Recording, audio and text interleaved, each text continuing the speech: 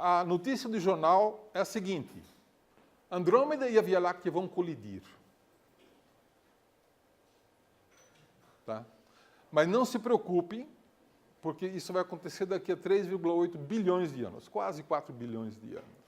Temos tempo, certo? Como é que nós sabemos que Andrômeda e a Via Láctea vão colidir? Nós sabemos que a velocidade radial de Andrômeda é negativa, isto é, ela está se aproximando de nós. Mas isso não é o suficiente para garantir que ela vai colidir.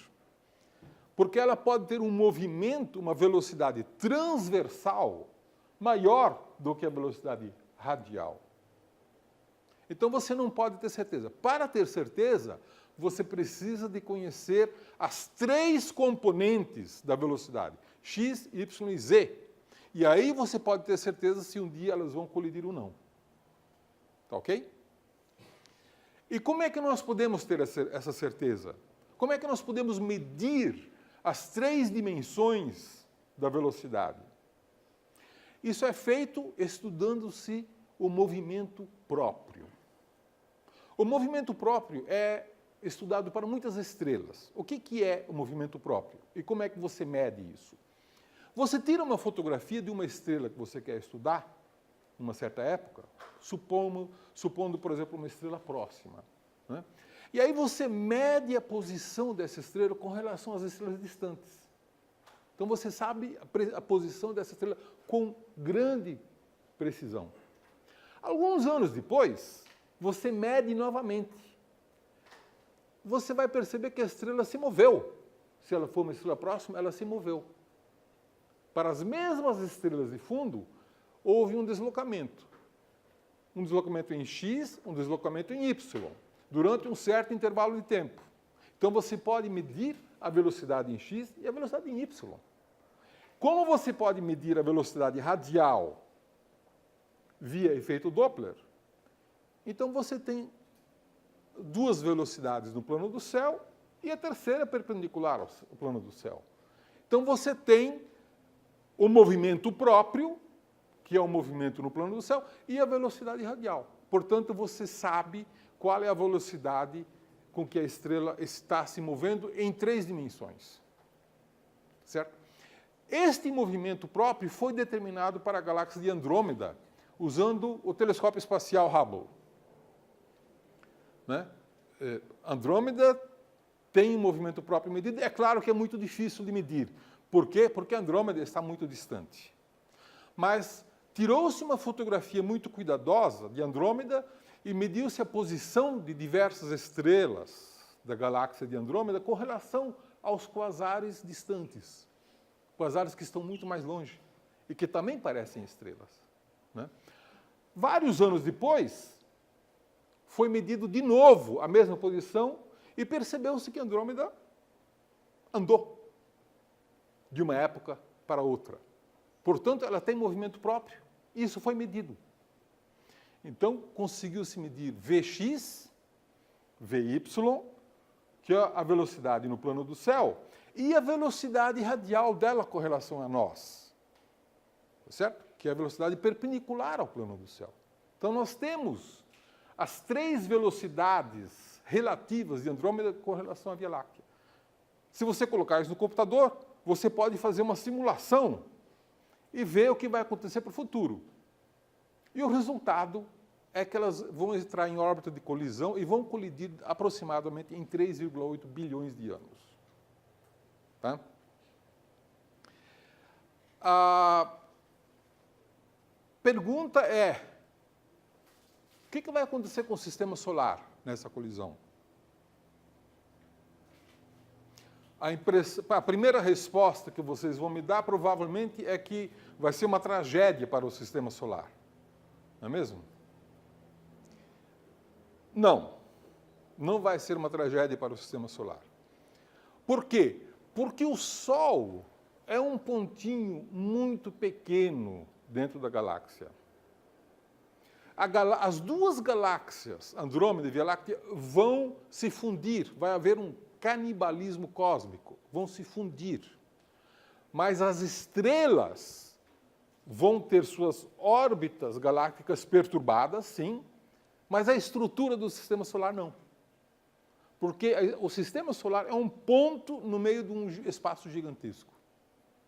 Então, as estrelas não vão ser destruídas.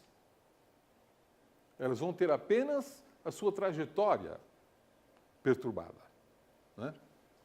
Bom, vamos assistir a um vídeo em que essa simulação da colisão de Andrômeda com a Via Láctea foi feita por um supercomputador. Tá?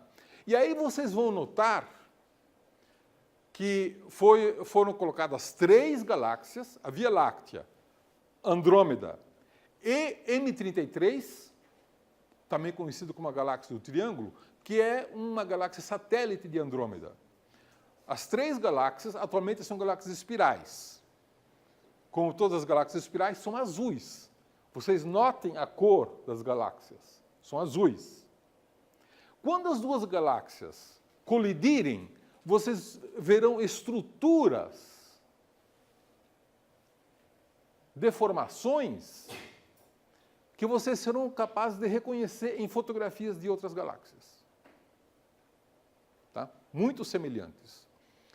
E quando as galáxias colidem, elas têm, na verdade, diversas oscilações, e cada oscilação tem uma formação de estrelas, tem um surto de formação de estrelas.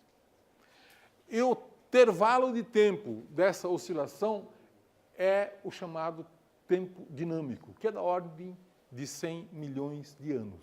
Esse é o tic-tac da interação, né? E o resultado final, o que vocês acham que vai ser o resultado final? De que cor? Bom, eu não vou contar o final do filme, porque perde a graça, né? Vamos assistir e aí vocês podem tirar a conclusão. Eu vou apagar a luz, porque aí vocês vão ter uma ideia mais precisa do que está acontecendo. Inclusive, vocês têm condições de perceber melhor as cores que estão em jogo, né? Então, veja bem, estamos começando com o tempo zero. O tempo zero é agora, né? E aqui embaixo à direita, vocês veem, então, o tempo contado em bilhão de anos. Depois de 1,5 bilhão de anos, nós temos essa situação aí. As 3 galáxias, a nossa, Andrômeda, e M33, que é aquela pequenininha lá em cima. Tá certo? Depois de 2,8 bilhões de anos, elas já se aproximaram bastante. Tá? E vejam agora o que vai acontecer. Finalmente, elas vão colidir daqui a 3,8 bilhões de anos e vejam a estrutura delas, né? M33 está passando por perto, mas não está participando da colisão. Participa da dança, mas não colide. E vejam a cor agora. A cor já está bem amarelada, enquanto que M33 continua viajando com seu gás e com uma cor azul. E agora nós já temos algo que parece uma galáxia elíptica de cor amarelada. Tá certo?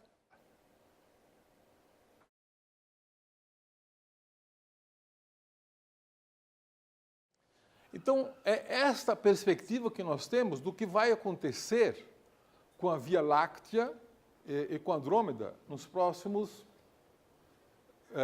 4 bilhões de anos, em que haverá essa colisão. E mais 3 bilhões de anos depois, que o sistema vai levar para ficar parecendo uma galáxia elíptica. Porque antes disso, você verá um sistema, evidentemente, com perturbações, né? E, finalmente, uma galáxia elíptica. Você tem... A forma da elíptica, o que você está perguntando é se a elíptica que se formar vai ser uma E0, uma E1... Eu diria o seguinte, neste momento, nós não temos precisão suficiente nas medidas e no processamento para fazer essa previsão, tá certo? Mas a simulação que foi feita resultou numa elíptica razoavelmente achatada. Ela... A barra tem alguma... Não, eu não diria que a barra tenha qualquer relação com isso, e sim o momento angular resultante. Né? Se as duas galáxias colidirem frontalmente, o momento angular é praticamente zero. Mas se elas colidirem com uma certa separação, o momento angular será grande e, portanto, o sistema final será mais achatado porque tem mais rotação envolvida. Né? Bom, isso aqui é uma fotografia. Vejam bem, uma fotografia, mas vocês não têm a impressão que vocês viram isso aí no filme? De Andrômeda colidindo com a Via Láctea? Não é Andrômeda colidindo com a Via Láctea, é o sistema ARP 256. É uma fotografia do mundo real. Tá certo? Você tem uma pergunta. Se você for assistir novamente esse vídeo, você vai notar que toda vez que elas se chocam, há um brilho. Esse brilho é a formação de novas estrelas. Certo? E quanto mais estrelas você forma, menos gás sobra.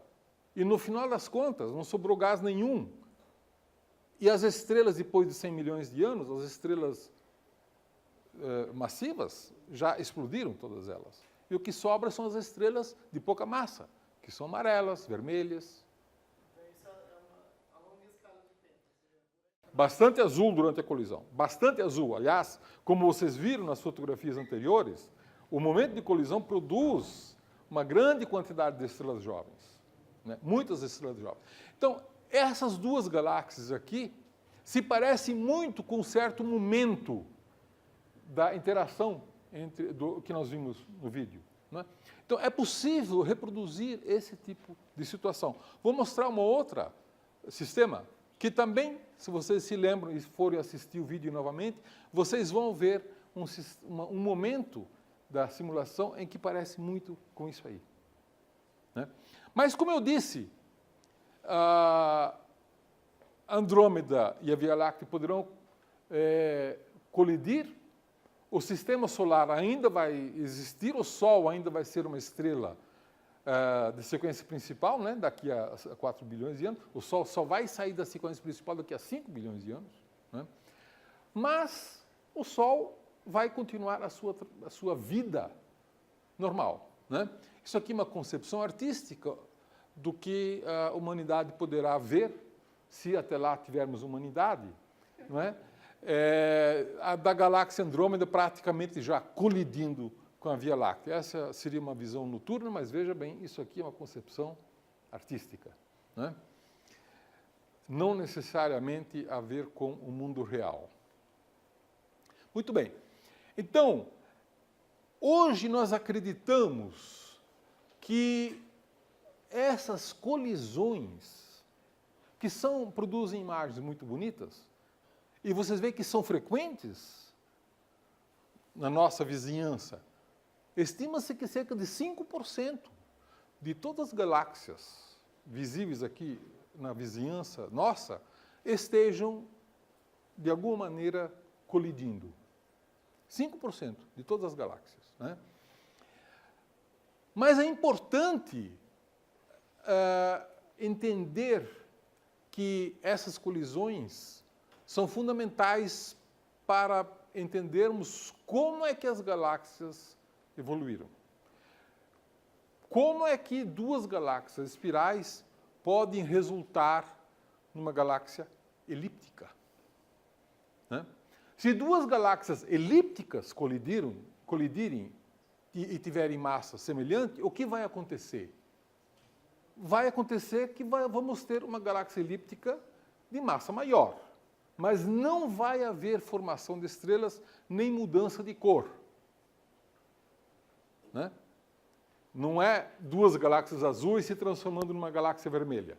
Não, você vai ter duas galáxias vermelhas mais massivas, mas continuando vermelhas.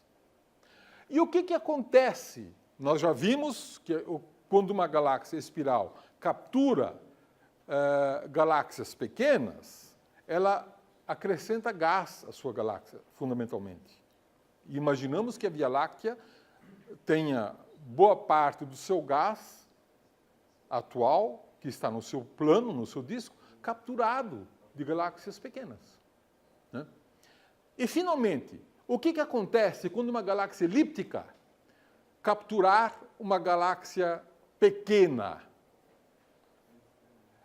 Quando uma galáxia elíptica capturar, por exemplo, uma espiral pequena, este gás não vai, essencialmente, formar uma grande quantidade de estrelas, porque são massas muito diferentes. O gás vai fluir para dentro da galáxia elíptica. Vejam, aqui nós temos uma galáxia NGC 1316, né, que é conhecido como Fornax A. Fornax A é a radiogaláxia mais brilhante em rádio na constelação do Fornax. A constelação de Fornax é um aglomerado rico de galáxias do hemisfério sul, relativamente próximo de nós. Está mais ou menos a mesma distância, um pouquinho mais longe do que o aglomerado de Virgo. E também é pouco mais pobre do que o aglomerado de Virgo, mas é um aglomerado relativamente rico. Então, Fornax A é uma radiogaláxia e, portanto, tem um núcleo ativo, certo? Se ele tem um núcleo ativo, é porque tem um buraco negro supermassivo, como a maioria das galáxias elípticas gigantes tem. Mas, se ela tem um núcleo ativo, esse buraco negro está capturando gás. De onde veio esse gás? Se está numa galáxia elíptica, de onde veio esse gás? Aqui nós vemos uma fotografia do telescópio espacial sugerindo que essa galáxia tem na região central uma grande quantidade de poeira associado a gás que provavelmente resultou da captura de uma espiral anã há alguma coisa como 100 milhões de anos atrás. Né? Os registros estão aí. Quer dizer, uma galáxia elíptica pode ter, sim, gás resultante da captura de uma galáxia pequena. E a gente sabe que grande parte das galáxias elípticas contém gás. Muito provavelmente, não vou dizer sempre, mas muito provavelmente proveniente de captura de galáxias menores. Finalmente, galáxias têm classes morfológicas que dependem de fatores ambientais. O que eu quero dizer com isso? As estatísticas mostram que em um aglomerado de galáxias, 70% das galáxias têm tipo morfológico elíptico, 30% são espirais. Mas longe dos aglomerados, e nós chamamos das galáxias de campo, vocês têm o contrário. 30% são elípticas e 70% são espirais. Por que isso? Porque no aglomerado, exato, tem mais chance de colisão. Né? Então, quando você fotografa hoje um aglomerado de galáxias e prestar bastante atenção, você vai ver que você tem muitos objetos amarelos com formato elíptico e poucos objetos azuis com formato espiral. E aqui você tem outro, que é o aglomerado de Perseus, onde você vê uma grande quantidade de galáxias, a maioria delas amarela e elíptica. Algumas, poucas, espirais azuladas. Né?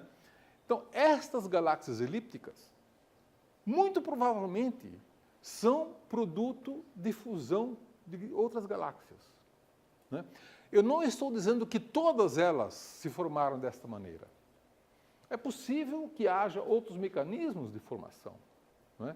Mas hoje nós temos a ideia de que a formação de elípticas via colisão de galáxias é provavelmente o mecanismo mais comum de formação e de evolução.